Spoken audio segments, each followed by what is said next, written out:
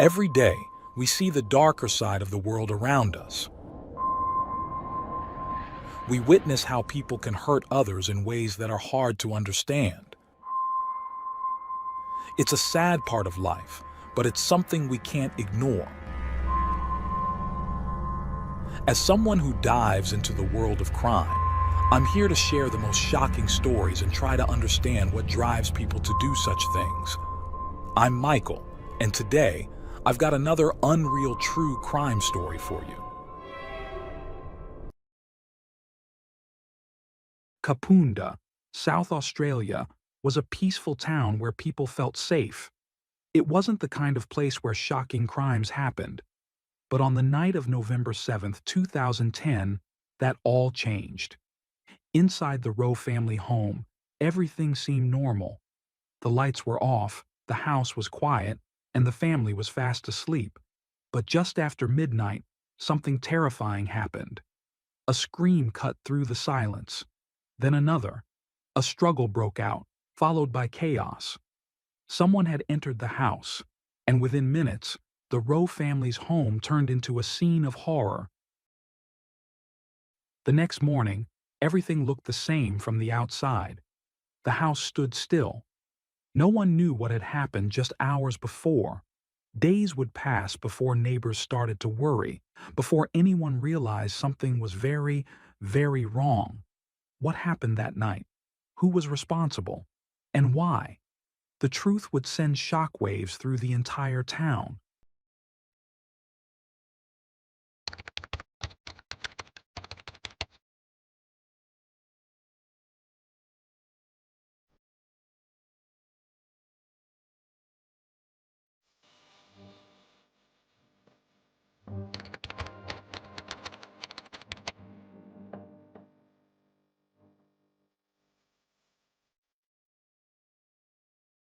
In 2010, the quiet town of Kapunda, South Australia, was the kind of place where everyone knew their neighbors, and life moved at a slower, more peaceful pace.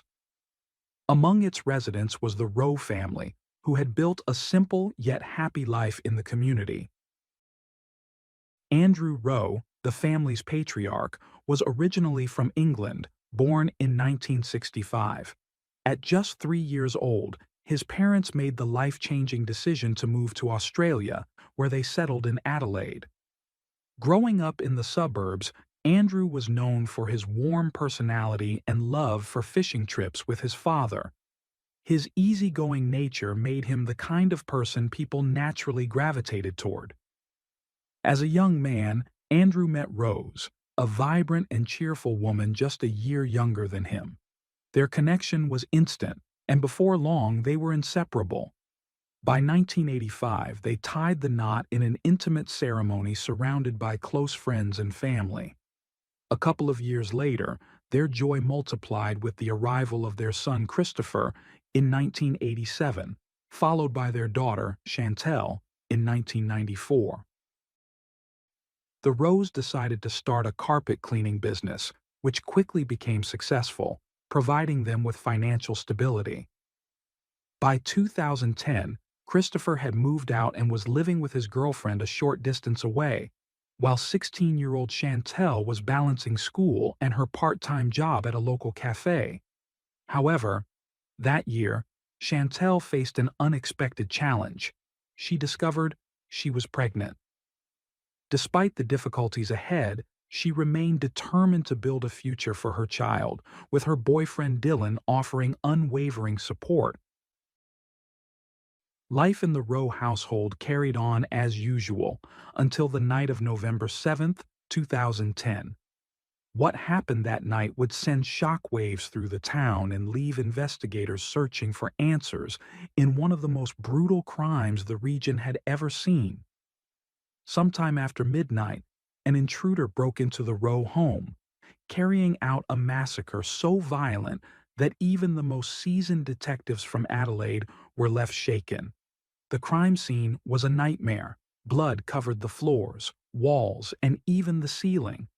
Yet, it took 2 days before anyone realized something was terribly wrong. Concerned neighbors, Noticing the eerie silence and lack of movement from the Rowe home, decided to check in. Peering through the windows, they stumbled upon a horrific sight. Inside, Andrew and Rose lay lifeless in the kitchen, their bodies unrecognizably mutilated. Chantel was found in her bedroom, the brutality of her murder even more disturbing. Each family member had suffered multiple stab wounds, their lives taken in a gruesome and merciless attack. Christopher, away on vacation in Queensland with his fiancée, first heard the whispers of a crime in his hometown through social media. Desperate for information, he scoured Facebook, hoping it wasn't his family involved. At first, he was reassured that his parents weren't the victims, but that false sense of relief was short-lived. When police finally contacted him, his worst fears were confirmed. The autopsy revealed chilling details. Andrew had been stabbed 29 times, Rose over 50, and Chantel 33 times. Even worse, Chantel had been assaulted before her murder, making the crime even more incomprehensible. Investigators initially turned their attention to Christopher, the only surviving member of the Rowe family. However, he was quickly ruled out. His frantic attempts to reach his family and solid alibi placed him thousands of miles away when the murders took place. With Christopher cleared, detectives faced an unsettling question. Who could have committed such a savage act? The Rowes had no known enemies. By all accounts, they were well liked and had never been involved in any conflicts. So why would someone target them so viciously? The case took an even darker turn when investigators discovered something truly unsettling. After the murders, the perpetrator had not fled in a panic. Instead, they took their time. Evidence suggested that the killer had changed into clean clothes and even lay down on Chantel's bed. Bloody drag marks showed that she had tried to hide, only to be pulled from her hiding spot. Robbery was ruled out as a motive. Nothing was taken. Valuables, including electronics and cash, were left untouched. The sheer violence of the crime suggested either a deeply personal grudge or the work of someone with a disturbingly cruel nature. Additionally, some parts of the crime scene appeared to have been wiped clean, indicating a failed attempt to cover up the evidence. Bloody footprints trailed toward the front door of the Rowe home, but then, abruptly, they stopped. It was as if the killer had deliberately removed their shoes and walked out in socks, careful not to leave more evidence behind. But that wasn't the most unsettling discovery. There were no signs of forced entry, suggesting that the murderer was either someone the family knew and trusted or had found another way inside without drawing attention. As investigators examined the horrific crime scene, they discovered that while Andrew and Chantel suffered brutal fates, Rose had endured the most. She had been stabbed over 50 times, far more than the others. The reason? She had survived the initial attack. In a desperate bid for help, she managed to make a phone call before the killer realized she was still alive. But before she could escape, the murderer returned, stabbing her repeatedly until she was silenced forever. With this gruesome reality setting in, detectives turned their attention to potential suspects. Andrew and Rose had no enemies, no financial troubles, and no known disputes that could have led to such a brutal crime. That left only one possible motive: Chantel. At just 16, Chantel had been balancing school and a part-time job while preparing for the unexpected arrival of her baby. Her boyfriend, Dylan, had been by her side through it all. They had been together for a year, attending the same school, making plans for the future. Dylan, also 16, seemed an unlikely suspect, but police needed to be thorough. They questioned him, checked his alibi, and looked for any reason why someone might have wanted to hurt Chantel or her family. Dylan was cooperative from the start. Devastated, he spoke openly about his love for Chantel, their dreams of raising their child together, and how the news of her murder had shattered him. His alibi was solid. He had been attending his grandfather's anniversary in another city, with dozens of witnesses confirming his whereabouts. With Dylan ruled out, the case hit another frustrating dead end. Still, the police had one powerful advantage: the killer's DNA. Forensic teams had collected samples, including seminal fluid, which could lead straight to the murderer. But when they ran it through the national database, there was no match. Whoever had done this had no prior criminal record. Then another detail emerged. The murder weapons had come from the Rowe's own kitchen. That suggested the attack might not have been premeditated, but instead a sudden frenzied outburst. To make matters worse, the killer had taken the knives with him, erasing a crucial piece of evidence. The estimated time of death was placed between midnight and 2 a.m. A neighbor later admitted to hearing Rose scream for help around 1 a.m., followed by a loud thud. But thinking it was just a heated argument, they never called the police.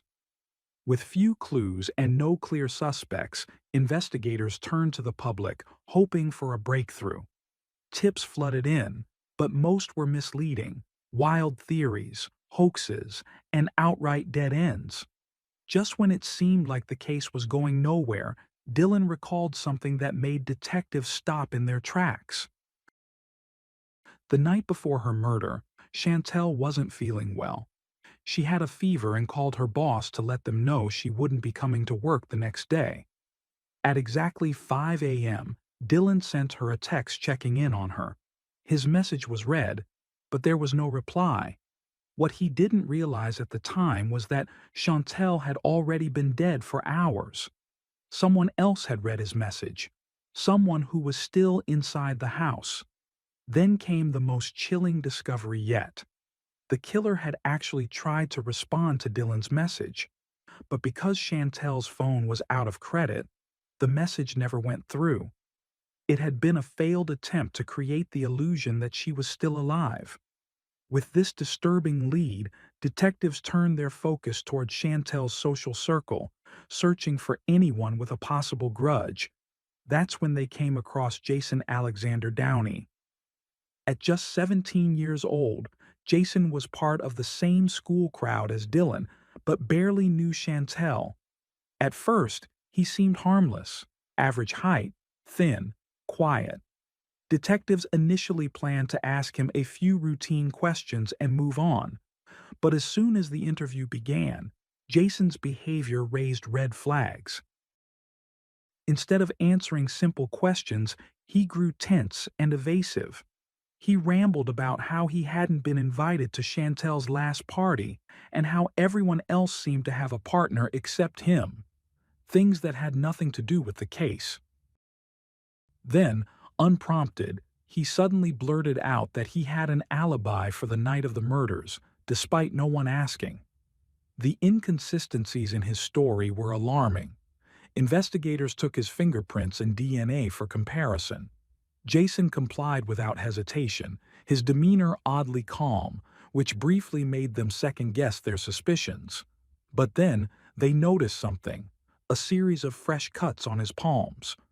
When asked how he got them, Jason claimed they were from a machine shop accident. But the wounds were too clean, too precise, more consistent with someone gripping a knife. Forensic experts soon had their answer. The fingerprints on Chantel's bedroom door were an exact match to Jason's. Within 2 days, DNA results confirmed what everyone feared. Jason Downey was the killer. The assumption that the murderer had to be large and physically strong had been wrong. Jason, thin and unassuming, had managed to overpower 3 people in a fit of unthinkable rage. Even more disturbingly, he had fooled nearly everyone. He even attended the Rose Memorial, placing flowers and pretending to grieve alongside their loved ones. Born in Scotland, Jason had moved to Kapunda with his mother and older brother. On the surface, his life seemed ordinary, but underneath, something much darker was lurking. As it turned out, Chantel had never been particularly close to Jason. She had been polite, but indifferent. She didn't dislike him, but she didn't particularly like him either. To her, he was just another person in the group. But for Jason, that indifference festered into something much more sinister. He had made advances toward Chantel in the past, only to be rejected. When he found out she was pregnant with Dylan's child, it set off something dangerous inside him, and that's when he made his decision. The fact that Dylan was the father of Chantel's baby, and not him, sent Jason into a jealous rage. But it wasn't just about Dylan. Jason's obsession had spiraled out of control, and on the night of November 7th, his emotions reached a breaking point. What happened next would leave an irreversible mark on Kapunda. When police first questioned Jason after his arrest, his unsettling calmness shocked the detectives. He denied any involvement, speaking with eerie confidence as if he could talk his way out of the mounting evidence against him. His fingerprints at the Rowe home? He claimed they were from a visit weeks earlier. But that wasn't the only lie. Forensic analysis revealed that Jason's DNA was found on Chantel's body. When confronted, he spun an outlandish story, insisting that he and Chantel had been intimate during his last visit. But the science didn't lie. DNA cannot remain viable on a body for weeks. It had to be fresh. His alibi crumbled. As the interrogation continued, Jason finally cracked, revealing a disturbing sequence of events that painted the true picture of that fateful night. Earlier in the evening, he had gotten into a heated argument with his mother and stepfather. Frustrated and angry, he chose to sleep in his car. But then, he learned from Dylan that Chantel was home, sick, vulnerable. And in that moment, his fixation on her took a darker turn. What started as a plan to simply drive by her house escalated into something far more sinister. He parked his car at the end of the street, hidden from view, and made his way toward the Rowe home. The house was dark, silent, but one window, the bathroom window, was slightly open. Thin and agile, Jason squeezed through the small opening with ease. Once inside, he sat in the bathroom for nearly half an hour, listening, making sure the house was completely still. He later claimed his only intention was to confess his feelings to Chantel.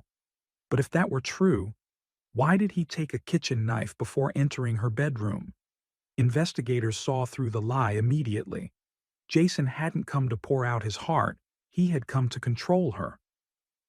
The moment he stepped into Chantel's room, she knew something was wrong. She resisted him, and that resistance sent him over the edge. Overcome with rage, Jason lost all restraint. He grabbed the knife and stabbed her repeatedly, unleashing his fury in a frenzied attack. The commotion woke her parents, Andrew and Rose, who rushed to their daughter's aid.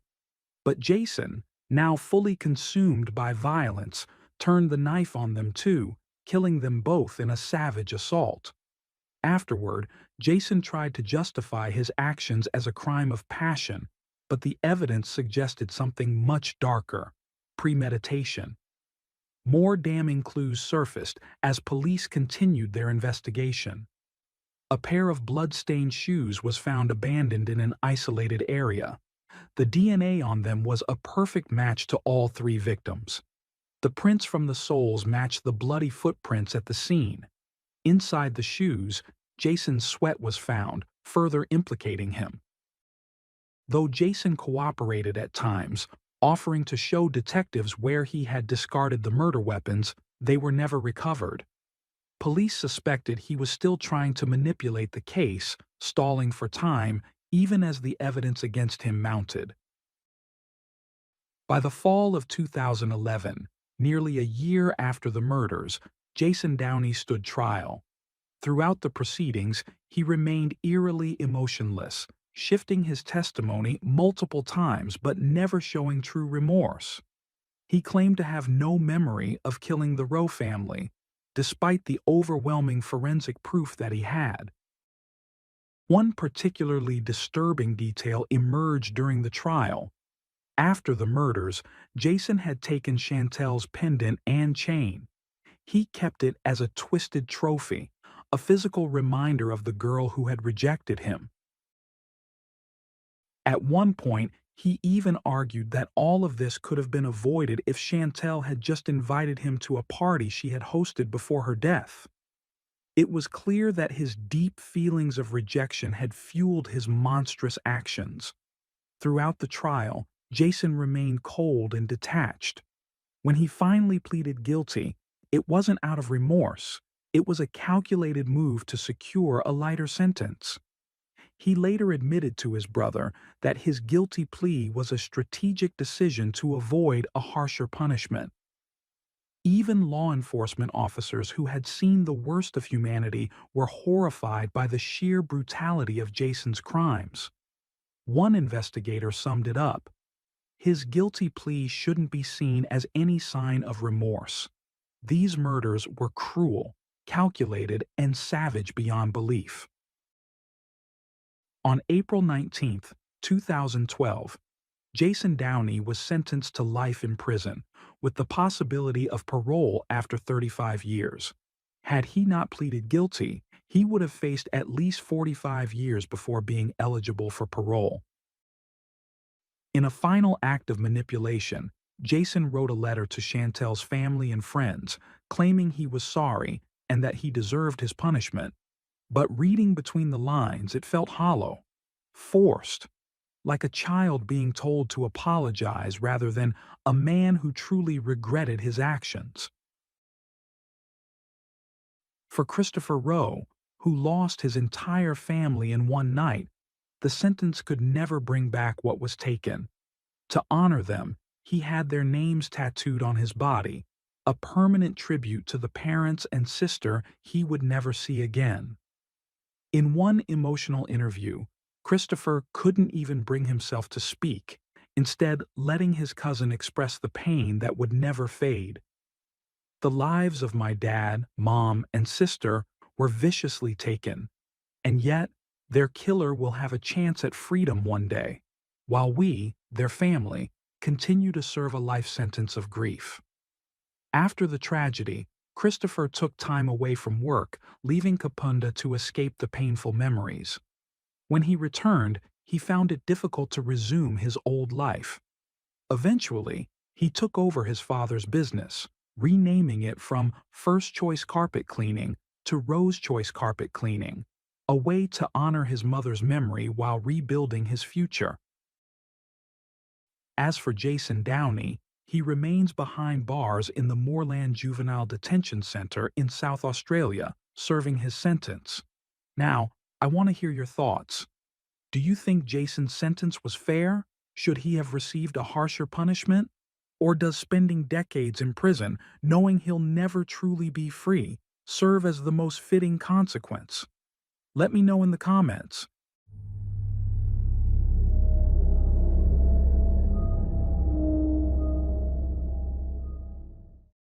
Thanks for tuning in to Unreal True Crime. If you're intrigued by mysteries from around the world, check out our new channel, Latin Crimes, where we dive into the gripping true crime stories of Latin America. Don't miss out. Subscribe now for more thrilling investigations.